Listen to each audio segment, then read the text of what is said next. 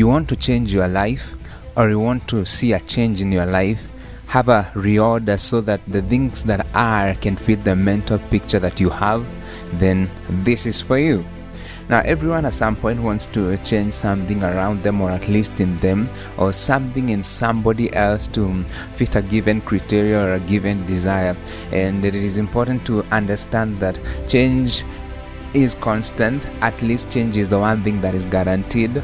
You always have mornings, you always have evenings, you always have nights, you always have days, and that is just to tell you that change must happen in one way or the other. Yesterday you probably were short, but today you are taller. Yes, you may have been lean, but now it's otherwise. So change always happens, and it may happen and it may happen in various ways or in various places. So it is important to understand when you want to change something, then what exactly is needed for that change to happen, for that change to mature. Now, a change, for a start, is the process of becoming different. You have to understand that a change is a process of becoming different. And today we are going to discuss about the cycle of change. The cycle of change, because I've realized that a change itself, being something that continues to happen in the lives of people, it means that in itself it's a cycle, and that's what affords it the privilege to repeat itself, regardless the levels that anyone is, regardless the places, the status that anybody finds themselves in. So please stay tuned till the end as we listen through the cycle of change, and I believe that is going to help you be able to see the best of what you want a change of. Now, a cycle is a process that returns to its beginning and then repeats itself in the same sequence. A process that returns to its beginning and then repeats itself in the same sequence. Now, you have to understand that everyone desires change in one way or the other, regardless the level or status in life. Some want changes to themselves, circumstances, probably it's a job, probably it's a friend, and generally countless things that you want change in. Change happens in a cycle with several phases that birth the desired outcome. I've realized that there are several phases that are needed for change to actually mature, to be actualized, so that you can see the difference that you desired, so that you can see the outcome that you had drawn in your mind. And the first phase of this cycle of change is what I call need. Now, what is need? Need is a requirement for or necessity. Need is a requirement for or necessity. Now, need is existential, meaning that it only exists because we exist. All right. So need cannot be unless you exist. Because you exist, that is what necessitates a need to be. That is a requirement, a necessity. At every point in life, there is something a person needs. Are you getting? There's something everyone is needing at every given moment in life. And I've realized that there are only two needs that human beings usually have. Only two things. So provided you are a human being, provided you are on earth, provided you are still alive, there are only two needs you have. And here I have to acknowledge Maslow, who came up with the hierarchy of needs. Of course, he did some good job in that, and then however, after some good research and some good thinking, came to realize probably the needs are only two, and the rest actually lie beneath those two. And the first need I came to realize that every human has is the need to give. All right, the need to give. Now, what do people give? People only give three things. Only three things that people give in this life. So no matter what a person gives, you just know that thing actually lies in one of the three things I'm going to be giving you here. And the first thing that people give is presence. That means their presence. You get? So everyone at some point desires to give their presence.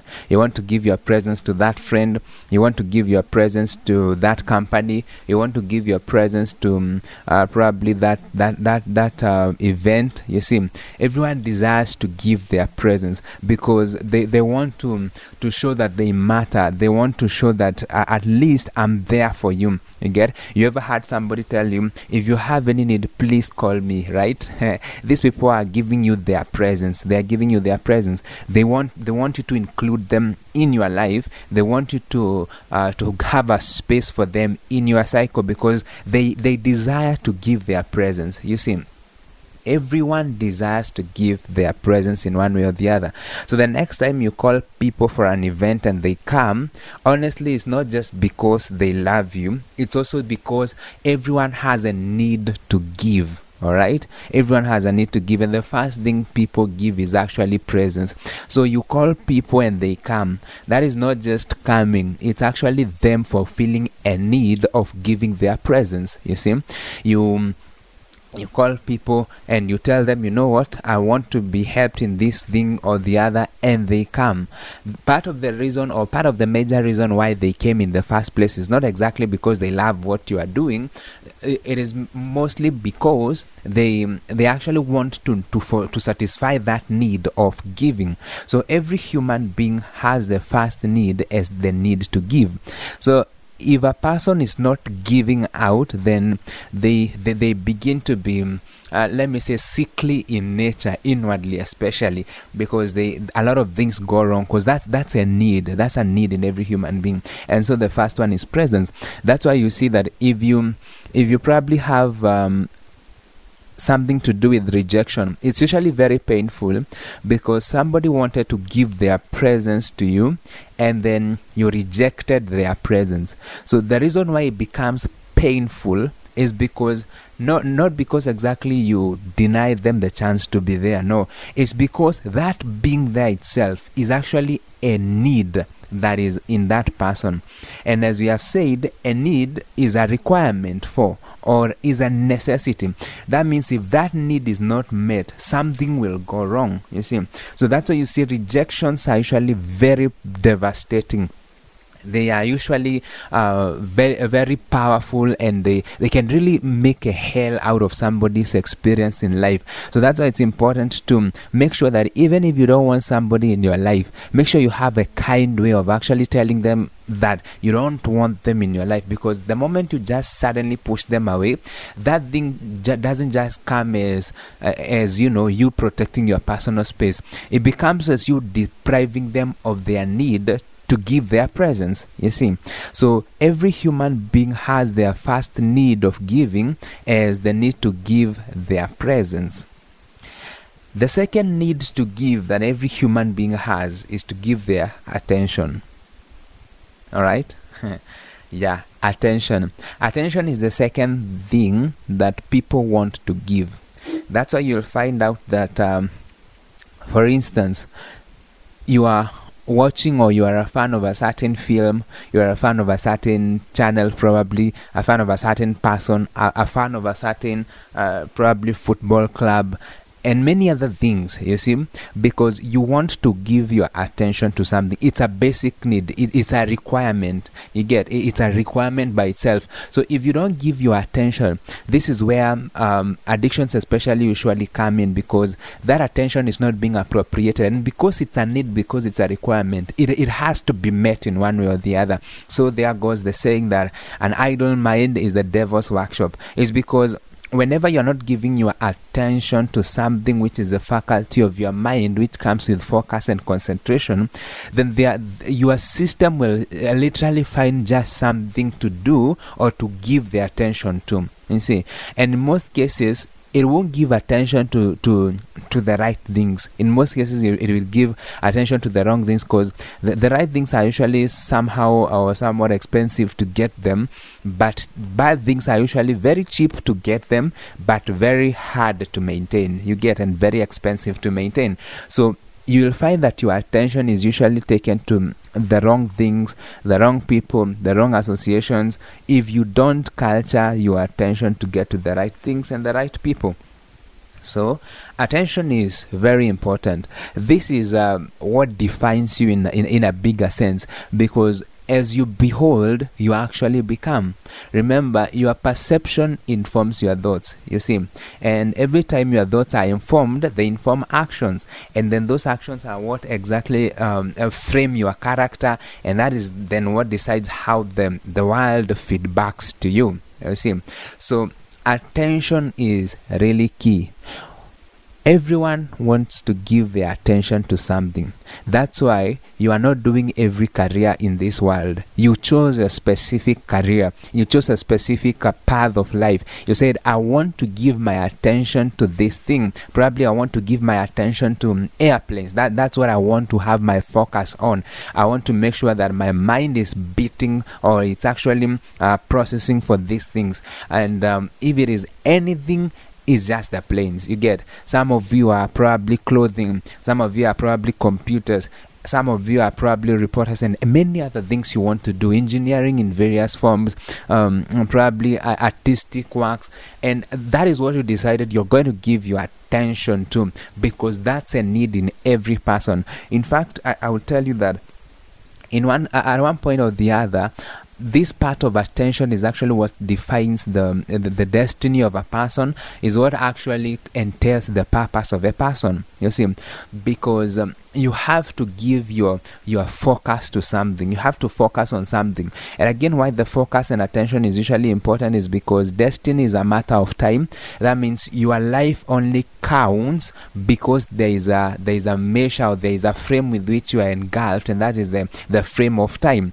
So because you don't have the whole time for yourself, and you don't have the whole time to do everything, you need to give your attention to something or someone that matters. You get, something that is really worth the while.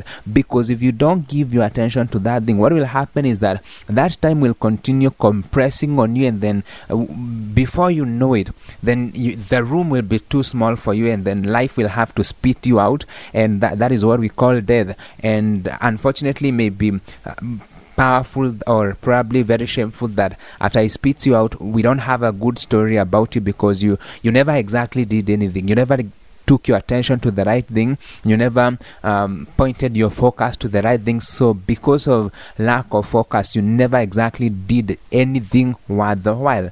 So your attention is expensive. Your attention is very, very expensive. The difference between a person you love and a person you hate is actually the attention you give to them, you see. So if you give your attention to them, and then the focus of your attention is their flaws, then there is a possibility you will hate that person.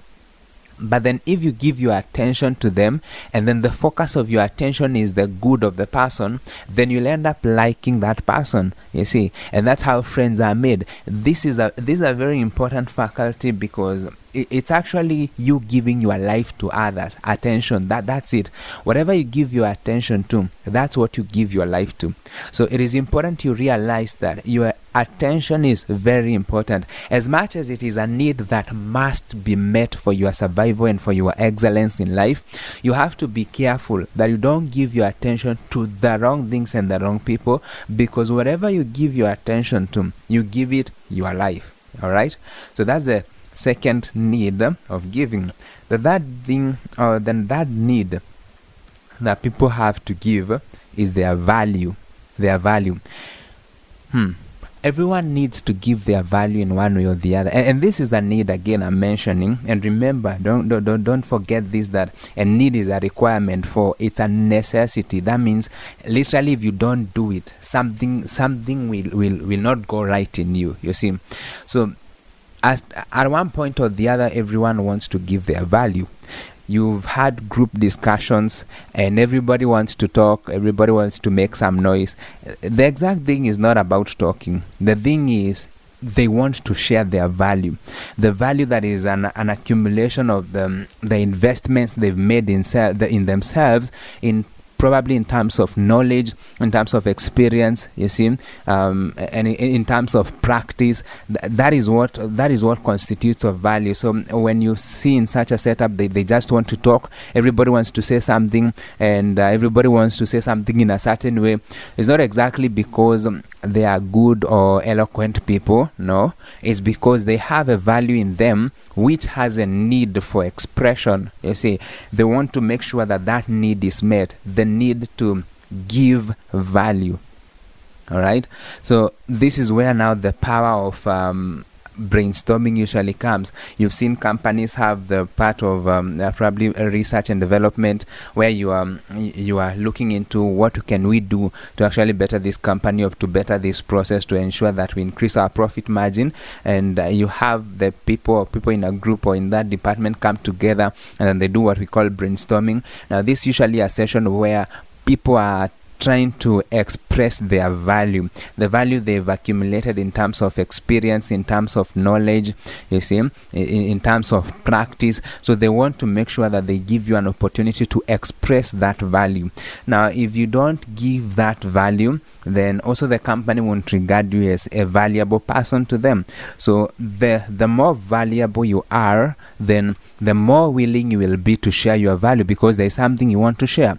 And the more you are sharing your value, then the more the world out here will demand of you. You see, because your value now becomes what now changes the world to a better place, or to become a better a place of a better experience, and to have better conditions in terms of experience. So value is very important. That's why you see, if a person is laid off from their job, the boss comes and tells you, you know what, we are laying off people, and unfortunately you are one of them.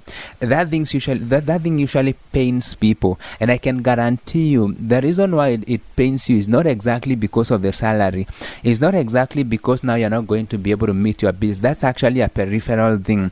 The main reason why you feel the pain, the main reason why that pain will actually be strong on you, is because your employer deprived you of your need to give your value. So they denied you the opportunity to express your value through their platform. And remember, without a platform of expressing that value, then that value only becomes immaterial. These platforms usually give you the opportunity to materialize your value from something of no substance to something of substance that is consumable to the outside world. You see, so the moment your employer deprives you of that opportunity, it will pain you. Really, it will pain you, because they've taken a need from you, the need to give value. You are a valuable person, you are a skilled person. So you'll find that an employee will start saying, you know what, since I came to this company, the company has increased its profit margin. Since I came to this company, this and this and this has changed. They are trying to defend their value, showing that, come on, see, this is what my value has been in this company. Now, you laying me off is actually an injustice. You are denying me of my basic need, a need to give. And in this case, to give value. You see, so you'll find a person may even cry. Person may even do a lot of bad things. They may even go and get drunk and do very silly things because that need was not met. You see, and because now their attention was glued to that job, and now they don't have a job, then their faculty of need begins to demand that they give this attention to something. And because they have nothing, probably because of lack of vision and the disappointment that has come, and an anticipation that has come from this, that they give their attention to wrong things like alcohol, things like drugs, you see, and it becomes very devastating at the long run. So it is important to understand that everyone has a need to give value. So next time when a person is talking to you, don't be quick to cut them off. Don't be quick to deny them the opportunity to express themselves. No, give them the chance to finish their sentences. Give them the chance to express their ideas. And then as you are addressing what they've said, say it in a calm, in a gentle way. If it is not superior to your own, then make sure that you help them understand in a proper way how theirs is inferior and how it could be made better to become superior. You see, because again, if you fight somebody's value, you're actually fighting their essence. And if you fight somebody's essence, then there's a probability that you may break that person. You see, and if you break that person and is a person who is needed for your development and for your growth and for your excellence, believe you me, you will have a hard time, and unfortunately you will not realize. You see, so it is important to be careful how you relate with others. When somebody comes to you and asks you for help, be open enough to help them, because they want to sharpen their value. They want to feel valued. They want to feel that they actually belong. You see, so it is important to appreciate people's value. It is important to appreciate people's investments in themselves. And again, for sake of clarity, the first need that every human has is the need to give. And there are three things that people give. It is presence, attention, value. Now, these ones may come in various forms. Somebody may give you money. Somebody may give you probably a car. A person may probably give you some book somewhere. All that is actually, that is value they are giving you, and you have to be discerning of that. So the second need that we all have is the need to take.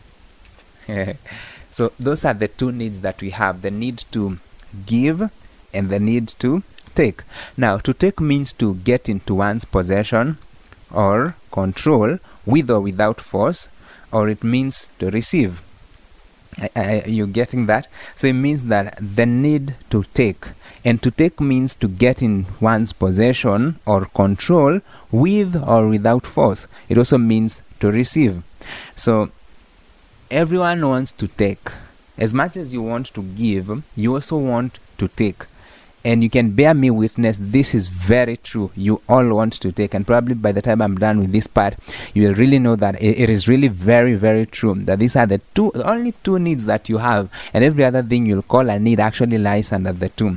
So the need to take, and I've said take is to get into one's possession or control with or without force, or to receive. You want to receive something, right? Probably you want to receive that good that certificate somewhere. You want to receive some money from somebody. All these things, you want to receive them. That is the desire or a need you have to take. You also want to get into to your own possession. Why do you wake up every morning and go to the same job? Why do you keep insisting on the same activity you do every day? It's because you have an end goal to get something in your possession. Probably maybe that certificate, that degree certificate, that diploma certificate, that PhD certificate, or whatever certificate it may be.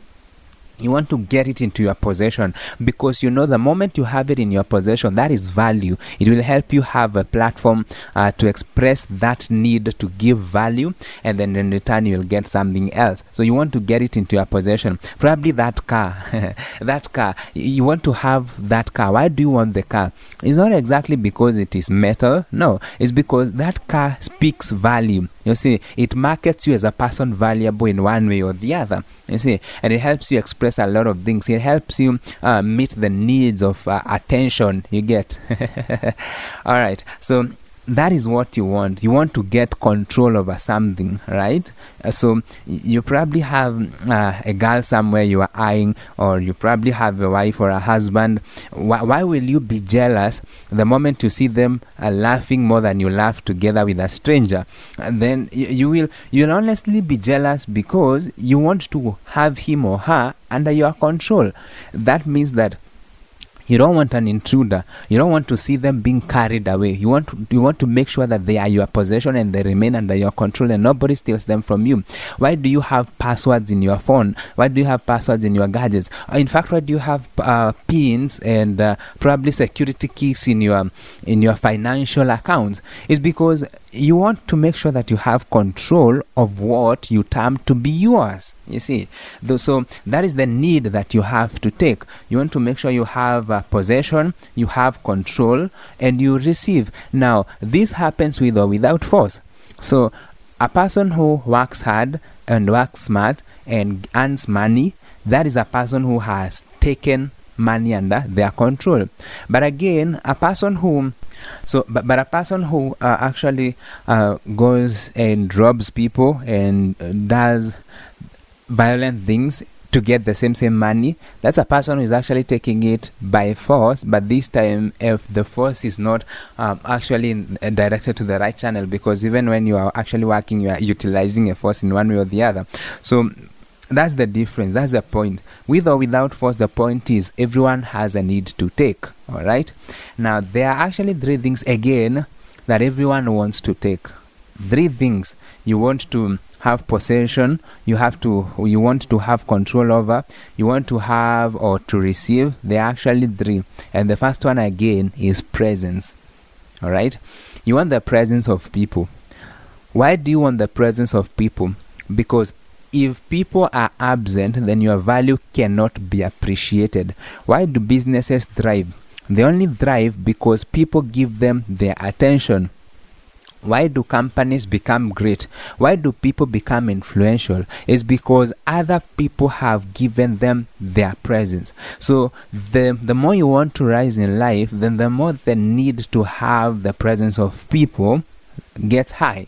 You see, so if you want to be famous in one way or the other, you want to get people come to you, you want to get people give you their presence probably in terms of subscriptions, their presence in terms of shares, their presence in terms of attending your events. That's their point. They'll actually contribute towards your end goal. So everyone wants to take that, people's presence. You can't sell a product that nobody is buying. You can have a successful business that nobody is placing a demand on. So if they don't give you their presence, you will suffer. You will not rise. You will not become great. That's the point. Because it is people who appreciate what the value that you have in you, and they give something in exchange for that value that you have, something that you want in return. So the presence of people is very important. You want to meet some emotional needs. Probably at that point you will want somebody to come, so you call them and you say, hi, can we please meet at this place. The point is you want their presence. You see, you want their presence because that need exists. You want to take their presence because that presence comes with a hefty package of other things inside them. You see, so presence is the first thing that people want to take control of. And the second thing people want to take control of again is attention.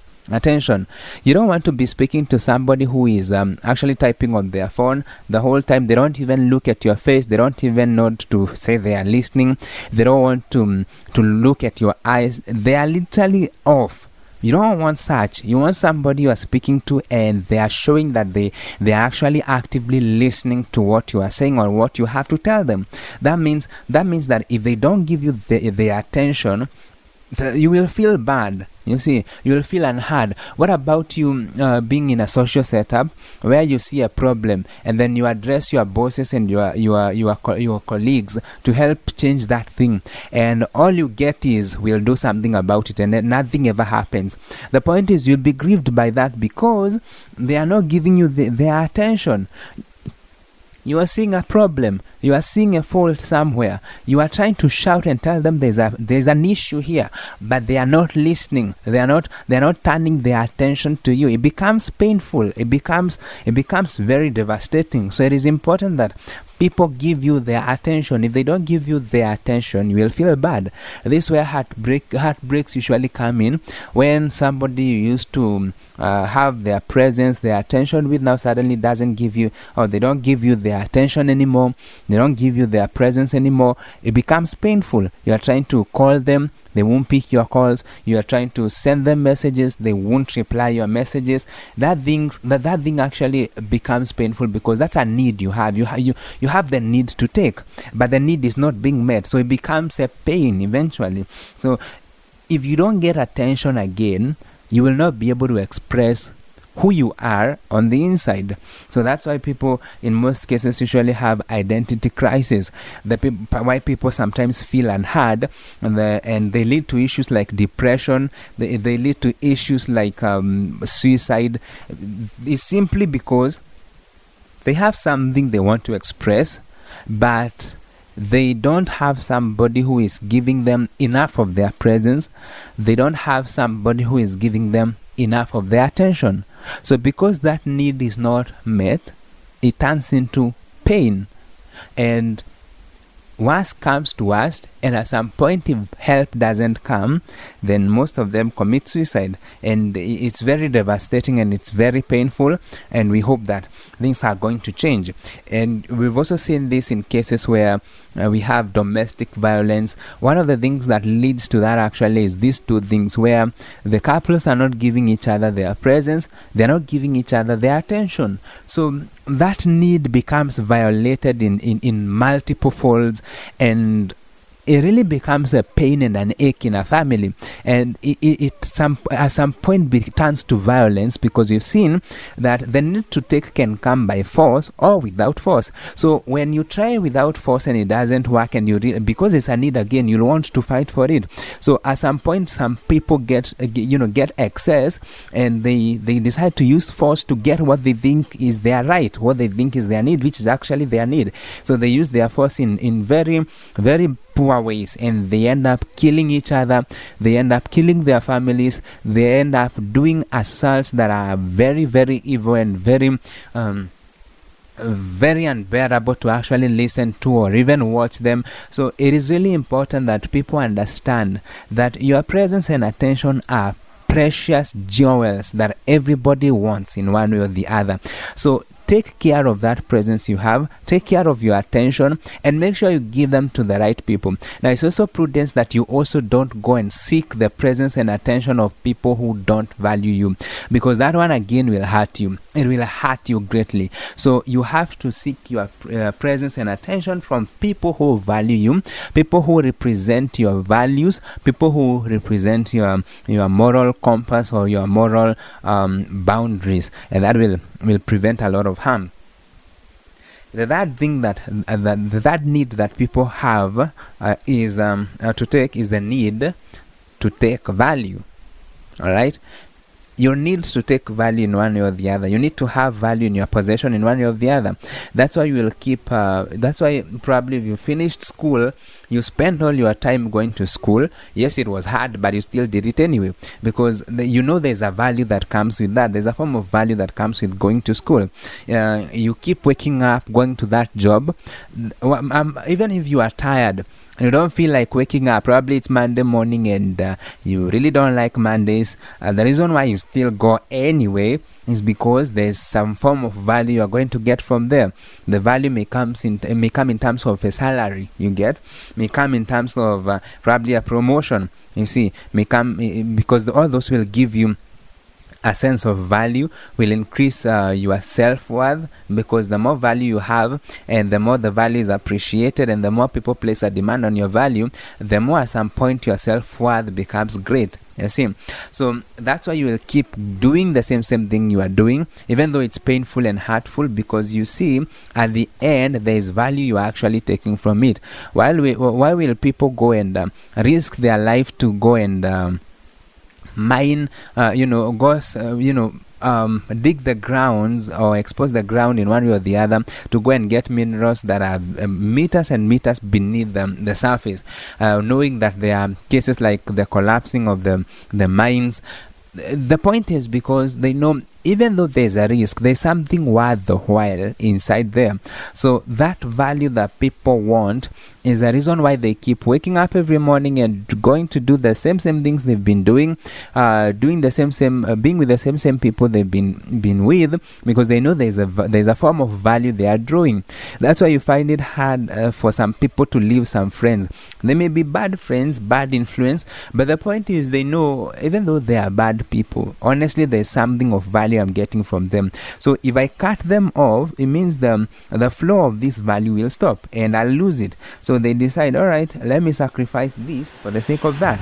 So everybody wants to take value You want to become that person who is great in one way or the other. So that's a need in itself, to take value, you get. So it is important to understand that you only have two needs: the need to give and the need to take. And in both cases, you only give or take presence, attention, or value. So this is the first phase in the cycle of change. You cannot initiate the process of change until there is need. So what is your need? The need is probably a better stay in life or a better experience in life. So if that need does not exist in the first place, there's no way you can command change. So probably you are sick. What is your need? Your need is health. So that is what will foster or will initiate this whole process of change.